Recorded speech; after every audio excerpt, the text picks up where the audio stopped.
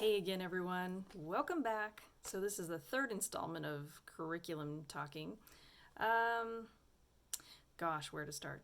I will just talk about in this episode, just talk about some of my personal curriculum favorites. It does not mean they'll be yours, and I'm not necessarily endorsing them. I'm just saying what was really worked for us and kind of what hasn't. So, I guess I'll start with math. I was a Saxon girl for years and years, and starting from kindergarten on up. That's what we used. I found it to be extremely thorough and very rigorous and really super boring. It's like these black and white pages, and it just seems like it's so repetitive, and the kids never loved it. But it did its job, and it taught what needed to be taught.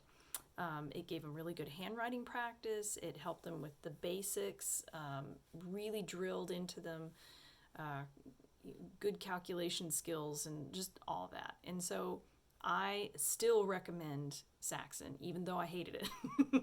There are others I have not used, but I've always heard consistently good things about Singapore Math and Math UC, and I'm trying to think of others. But really, the only two programs I have ever used are Saxon, and then this miracle of miracles. It's a program called Teaching Textbooks, and we do it online. And they've actually just revamped their whole program this year. In fact, I don't even think it's rolled out quite yet, but I think it will be in September.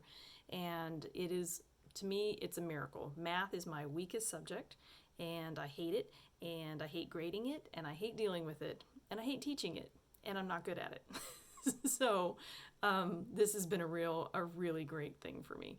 So it's self-grading, and has lectures and problems, and it's animated, and the kids love it.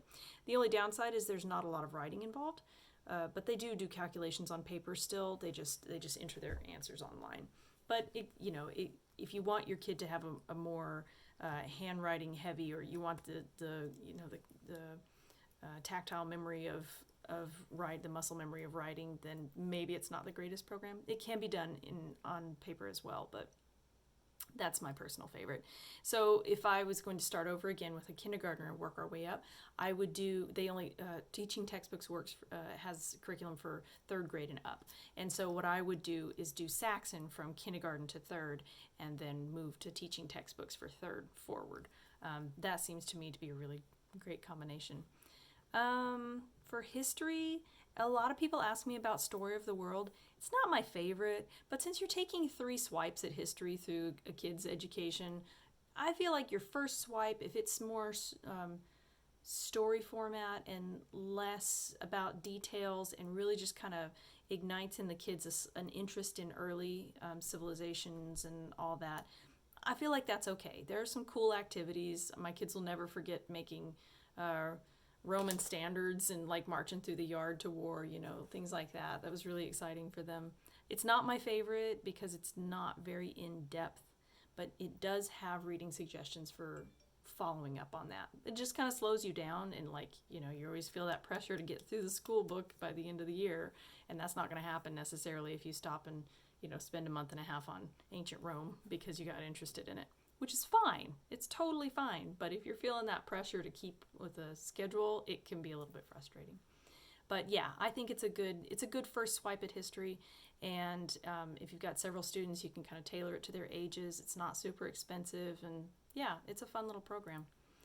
Something new I'm trying this year is Total Language Plus. It comes highly recommended from a friend of mine, and it covers reading comprehension, vocabulary, spelling, grammar, writing. Like it's a whole package deal, and I'm looking forward to trying it. So I can't speak to it yet, but it comes highly recommended.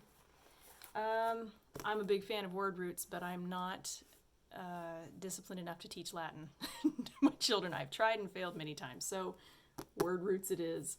Another thing that I love is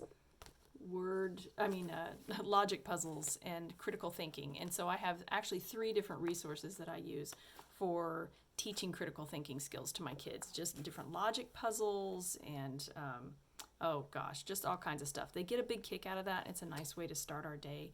And it doesn't take a long time, 5-10 minutes, but it kind of gets the gears going. And then I can use that as a basis to teach deeper critical thinking skills, which I think are super important.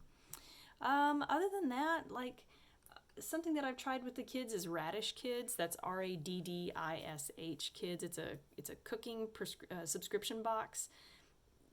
Some of the recipes are great, some of them not so much, but the kids loved getting their subscription box in, and it comes with recipe cards and conversation starters and a tool for each of the kids and a patch that they can put on their apron, and it's themed every month, and it's really a lot of fun.